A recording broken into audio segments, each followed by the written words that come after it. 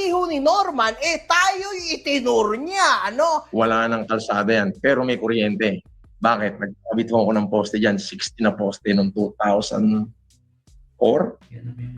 Na kuryente si ma'am, si Nanang. Gumastos ako 60,000 isang poste. Sige nga, Ma'am God, ipakita nga natin kung ilan nga ba talaga ang poste sa 360 degrees camera ng ating bidang-bida si Norman Mangusi. Ikot natin yung camera. Ayan. Ayan.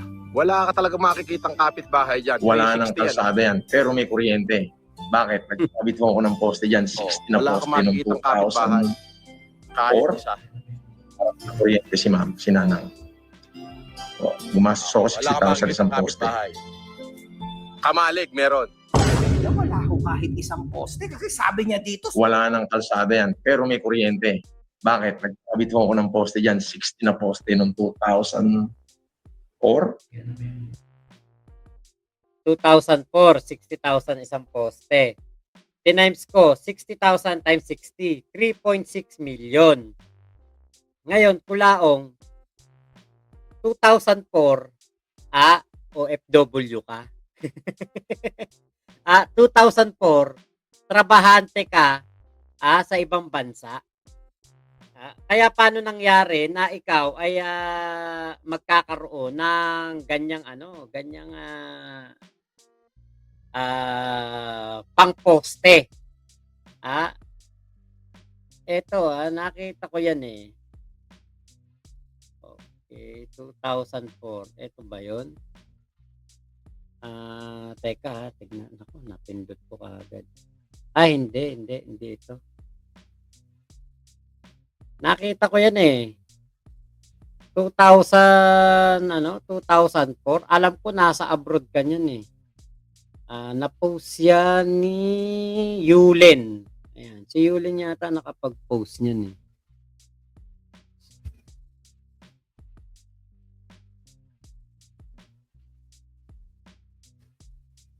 Hanapin ko lang para kasi yan ang alam ko eh, around 2000 siya eh, nasa abroad.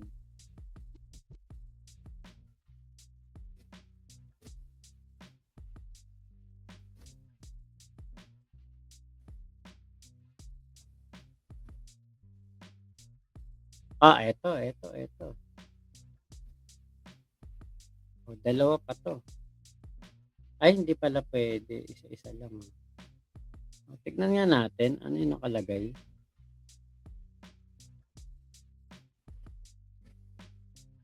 Eto June 2003. Your last working day will be recorded as June 2, 2003. Nagtatrabaho ka sa sa abroad 2003 tapos 2004 nakapagpatayo ka ng 60 na poste para sa nanang mo? Ang alam ko nga 2004 nasa Bulacan pa kayo. Bulacan pa nakatira sila Jam Mangusin at ang nanay at tatay mo. Na-Ondoy lang sila. Ang Ondoy, okay, check natin. Ondoy 2009,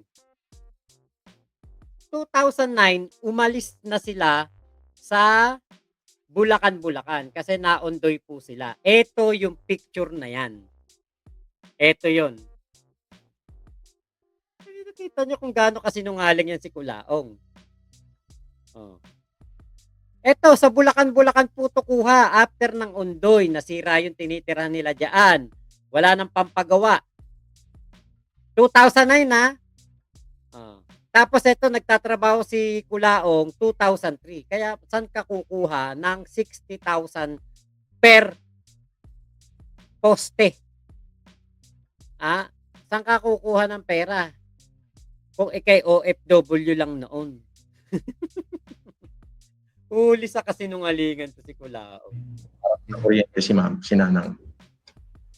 Gumastos ako 60,000 isang poste. 60 na poste. So malamang kung 60 ho na poste, dapat meron at least minimum mga 5 kang makikita. Iniikot niya na nga, puta, wala ho talagang makita. I-B-roll mo ha ulit, makasakaling may lumusot na isang poste. Sige na. Ikot natin yung camera. Ayan. Ayan. Wala ka talaga makikitang kapitbahay dyan. 360 ano? Oh, wala ka makikitang kapitbahay. Kahit isa. Oo. Wala kang makikitang kapitbahay. Kamalig, meron. Wala talaga. I-zoom mo nga ng konti. Puta, baka pinaglololoko ho tayo ni Mimgat. Sige nga, i-zoom mo nga. Iikot mo ng mas zoom. Ikot natin yung camera. Ayan. Ayan. Wala nang kalsada yan, pero may kuryente. Dyan. Bakit? 360 ano? Nagkabit ko ng poste dyan, 60 na poste noong 2000. Oh, wala kang makikitang kapitbahay. Kuryente si ma'am, si Kahit nana. isa. Oh, gumastos ako 60,000 isang poste. Wala kang makikitang kapitbahay. Kamalig, meron. Wala talaga. So wala. Mukhang wala ho, mga kahombre ko. O di magpapaniwala ba kayo sa gago? Ano ba napatunayan sa Pilipinas? Wala! Nasa bahay raw siya ng kanyang nanang upang samahan itong Siyempre, ba't ako nandito ngayon? Para naman si Nanang inire-review nung kanyang abogado yung mga live nung mga vlogger na binastos siya. At pagkatapos ng Holy Week, siya magsasampa dito sa lugar nila doon sa mga vlogger na nang walang iya sa kanya. wow! Mga kahombre ko, eto na ho ata ang pinakamagandang kabalbala ni Norman kung saan ipapareview niya ang mga pababastos ng ilang vlogger sa kanyang ina. Ang question ko nga sa iyo, Norman, hindi ba ikaw rin naman ang nagdadala sa nanang mo online? Oh, nakita mo nanang ko? Ayun oh. Kaway-kaway nanang. Tatamberto ko. Ay, umalis na. Ay, Kaya kumbaga, sinabihan ka na nga ng kapatid mo na si Pastor Jam na wag mo nang idamay ang nanay mo sa mga katarantaduhan na to. Malamang maipopost at maipopost ang nanang mo kasi ikaw mismo ang nag-publish sa mukha ng nanang mo. Sino ba naman mambaba sa isang matandang tao na wala namang kinalaman sa social media? Walang ganon, Norman. Ikaw lang ang naglalagay sa alanganin sa buhay ng iyong ina sa social media. oh, nakita mo nanang ko? Ayun oh. Kaway-kaway nanang. Kasi maari mo naman tong i-prevent, but wala ka na kasing makontent. Lahat na lang ng klase ng pananakot gagawin mo. Unfortunately, Norman, hindi ka nga kasi nakakatakot. Naintindihan mo ba? Hindi nakakatakot yung mga stupidong kaso-kaso mo na pang grade 2. Ngayon yung laban namin ni Makagago, ako ho ang unang nagsampa ng kaso sa kanya. Oo, ako ho unang nagsampa, ako unang nawaran. Hindi nakakatakot yan. Please, guys, inyo naman turuan ito si Norman. Walang yaka kung ano-anong pinaggagagawa mo at pinagsasasabi mo dyan. Isa kang malaking tukmol. At dito, mga kahombre ko, talagang makikita ho natin, no, na lahat ng ito ay hindi lang talaga galing kay Norman. Galing din ito sa nanang niya. Boss, di ka naman Marcos. Sino may sabi sa'yo? Andito nga nanay ko. Andito rin si Tatamberto. Hindi nga nila ba question yung pagka-Marcos ko? Questionin nyo pa? Ang galing nyo naman. Ang tanong, paano ka naging Marcos at Mangusin at the same time? Ayan ho ang tanong, mga kahombre ko. Diba? Grabe, mga kahombre ko. Yan talaga yung question ko. Boss, di ka naman Marcos. Sino may sabi sa'yo? Andito nga nanay ko. Andito rin si Tatamberto. Hindi nga nila ba question yung pagka-Marcos ko? Questionin nyo pa? Ang galing nyo naman. Ayon ho sa pagsusuri ni Dr. Francis Leo Marcos Mangusin, mga kahombre ko, siya daw ay may kung ano-anong dugo, mga kahombre ko. Antonio, matibay yan. Nanay ko, Antonio, di ba? Mangusin, matibay din yan. Di ba? Marcos, matibay din yan. Alejandro, matibay din yan. Carino, matibay din yan. Puta, nagsama-sama na lahat sa dugo ko, di ba? So, paano nangyari yun na ang dami naman pumasok na dugo dyan sa katawan mo, di ba? And to think, na sinabihan mong pakawala ang asawa ko. Eh, paano nangyari yun na ang nanay mo, na siya yung nagdala sa'yo, tama? O, tapos, dinala ka niya, pinanganak ka niya, ngayon sasabihin mo na ang daming dugong nananalaytay sa'yo. Puta, nagsama-sama na lahat sa dugo ko, di ba? Hindi ba pasok siguro yung sinasabi mo sa asawa ko sa nanay mo? Baka naman yung itong pinagsasasabi mo na to. Bakit naman kita papangalanan? Sumikat ka pa, hindi ka na... Eh di, kung totoo to, itong sinasabi ni Kulaog tungkol sa Nanang Remy niya, ibig sabihin, walker ba si Nanang Remy noon? mas sikat. Di ba? Baka pangalanan ko kayo mag-asawa, baka sumikat pa kayo, di naman kayo sikat. Nakapagpakain ka ba? Hindi. Ikaw ang kumain ng kung sino-sino ng lalaki. Kaya nung nabuntis ka, pinasalo mo sa bonjing. Kinang ina mo, wag ako yabangan mo, kilala ko pagkatao mo. Putay na to. Pasampal ko yung buong lahi mo nang matauhang ka eh. Alam mo, sa totoo lang, babaeng disgrasyada, yung buong lahi mo, pwede ko ipasampal sa mga bata ko. O, isasampalin lang kayo isa-isa sa pagmumuka. Pwede kong gawin yun. Tolongges ang buong lahi mo, puking ina mo. Ikaw, pok ka. Kung sino-sinong yung sinubo mo. Nung nabuntis ka, sa dami ng na pumasok sa'yo, ipinasalo mo sa bonjing. O, di ba? Ang ginawa mo, kumain ng kung sino-sinong lalaki, sa sobrang dami ng pumasok sa'yo, nung nabuntis ka, pinasalo mo sa bonjing. Para ligtas kahihiyan, no? Okay ng ina mo. Di ba?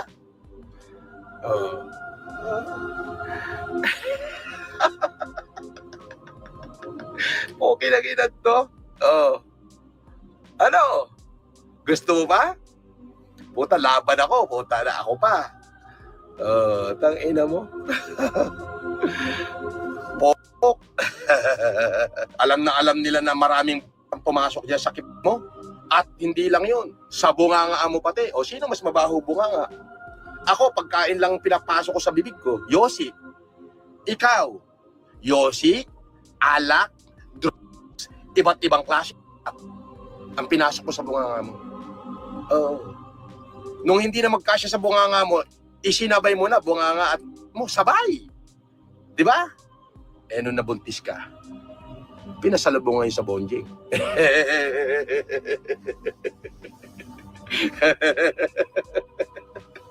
Ang natanggap mo ng iba't ibang lalaki.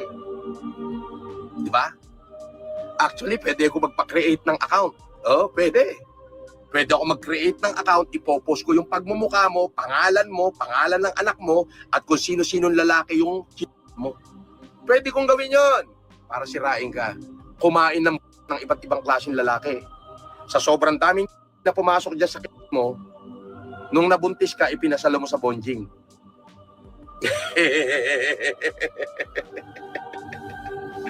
Di ba? Di ba?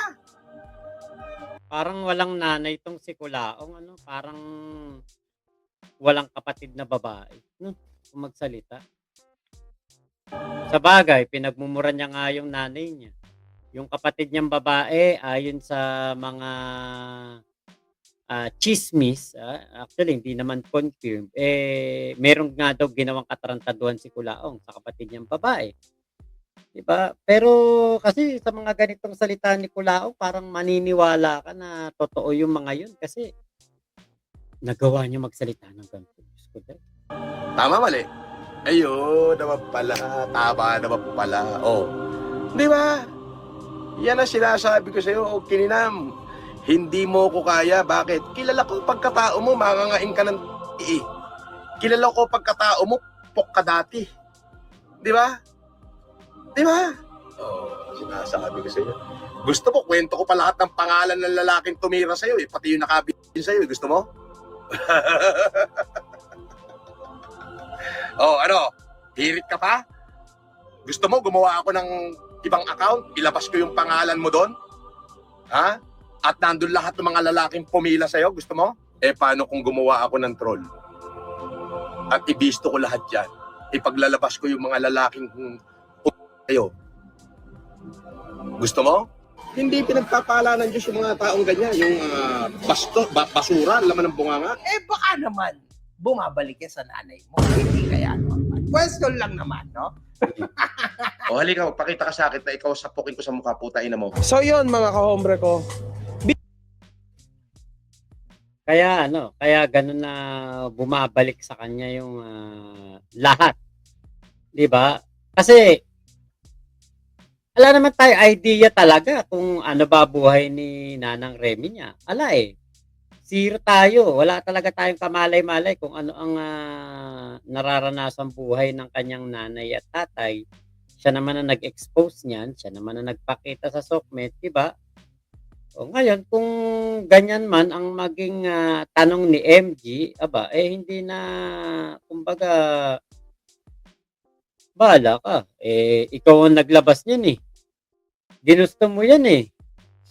'Di ba? Nakakaano lang talaga na pati si Nanang Remy niya na wala naman sanang kinalaman dito, nakakalagkad. Ayan. Sige Kuya Henry, mukhang may lakad si Kuya Henry. Ate Ira, nagalit.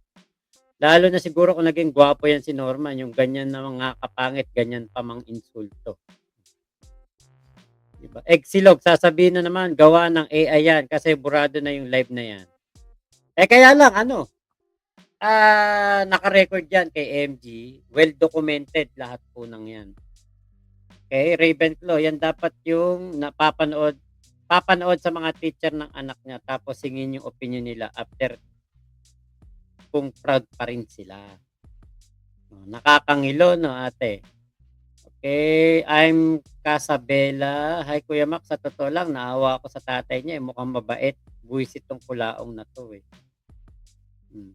Ate Michelle, hirap iando sa utak ko yung Holy Week ni Kulaong. Holy Week. Silog, kaya walang makitang poste dyan kasi ang pagitan ay 50 kilometers sa bawat isa. Grabe kayo. Sa imahinasyon niya siya kumuha ng mga poste. Kaya hindi niyo makita yung poste kasi hugis puno ito para hindi halata. Kaya 60K per poste ang gastos. Okay. Pati words na sinungaling nahihiya kay Norman Buklaw. Ate Marianep Taliwong, parang delubyo si Kulaong, siya din ang nag-overexpose sa Mangusin family. Diyos mio, Marimar. Pati dugo ng mamoy pumasok dyan kay Egsilog. Navarro, balasahin sana ni Pastor Jam si Norman. Dinamay pa yung reyna ng Cordillera sa kabobohan ni Norman. Okay, Floyd Prince, klaseng na train wreck si Nanang Remy, kaya daming dugo nagmix kay Kulaong. Ate Iloy, baka Belyas dati. Yun nga yung tawag noon, Ravenclaw, Magus, ayan, yun talagang yung video ni Norman na di ko masikmura. Ate Iloy, di ba, nung mga panahon ng mga pelikula nung 70s, 80s, 90s, ganyan. Belyas ang tawag dyan eh. Okay.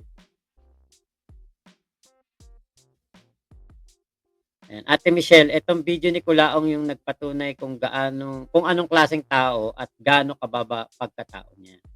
Okay, Ate Egsilog, dapat pinakita ng press con yung video na yan eh. Hindi. Ihaharap lang talaga yun. Yung si Norman doon. Hindi, hindi maglalabas sa mga video. Hindi yun. Okay, Jericho Jap, yung mga katang-isip ni Kulaong sa mga babae, parang yung mga kwento dati sa Diaryong Sagad. Okay, Kero-Keropi, kung may salitang mas masahol pa sa animal, si Kulaong yun. Tama po. RM Jabil, authenticate na din mga video niya na kay MG, kaya yari talaga yan. Tama. Holy Week, Ate Ira. Iloy, yun? Transparent na poste. Wala pa daw po sa kalahati unlike. Naku, palike naman po ng ating video. 119 pa lang.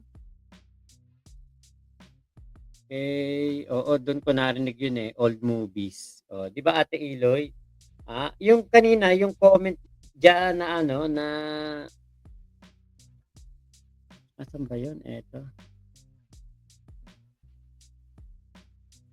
Sa Cerex yun, Cerex Sabiera, Jericho Jap, na nadidinig ko din yan eh, nababasa ko rin yan eh. Okay, si Norman pinagli ni Nanang Remy niya sa suko. Langya. Exilog, yun nahuli at nakulong si Kulaong ay yun ang Holy Week niya. Kaya Elmer, Belyas yung mga nagtatrabaho sa kabaret at sinasabitan ng ticket pag, oo, yun nga. Na may tumatayong ina daw lagi para sa kanya at hindi kailanman pinakailaman ang buhay nila. Kahit minsan, hindi pinakailaman ng aking ina yung buhay namin magkakapatid. Yung personal namin buhay. Pero pagka isa sa amin na nalalagay sa alanganin, doon mo makikita yung pagsuporta niya sa amin. In fact, Norman, halatang hindi pinakialaman ang buhay mo. Kasi look at your life. Ako ay as in, durog na durog. Kung makikita nyo, ay palipat-lipat ko ng bahay. At dahil sa ginawa nila sa akin.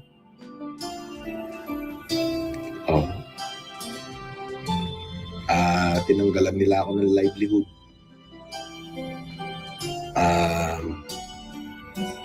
Yung aking mga social media, pinagtatanggal na nila.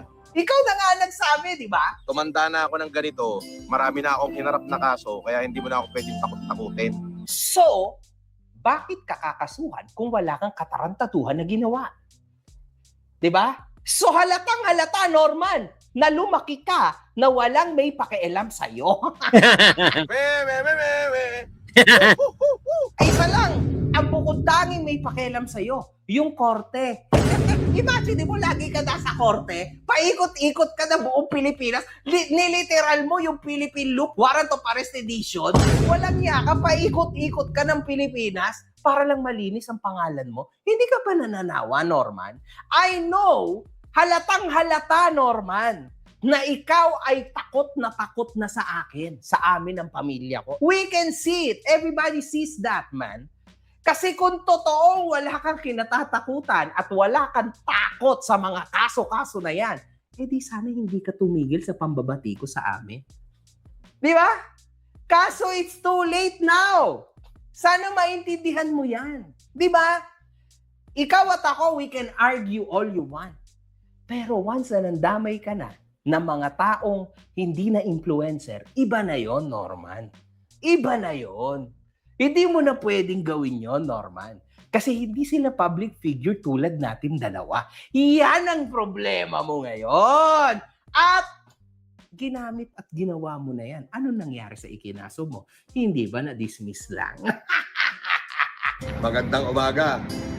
Ngayon noong January 20, yung isinampa ko kay Makagago na kaso sa Isabela ay na-dismiss sa kadahilan ng hindi po wala kaming natanggap na sagot ng kanyang counter affidavit. Ay dinaya na naman ho tayo ni Makagago. Hindi po tayo nakatanggap ng kanyang counter affidavit. Kasi nga, influencer versus influencer. Bawal ang onion skin. Bakla yan, no? Ano ba naman yan? Ikaw ang tumakbong senador, hindi mo alam yon. So maraming salamat po ha. Ingat po kayo. Nasaan mang panig kayo ng mundo. Momo, chup chup, love you. God bless us all. Pilipinas, God first.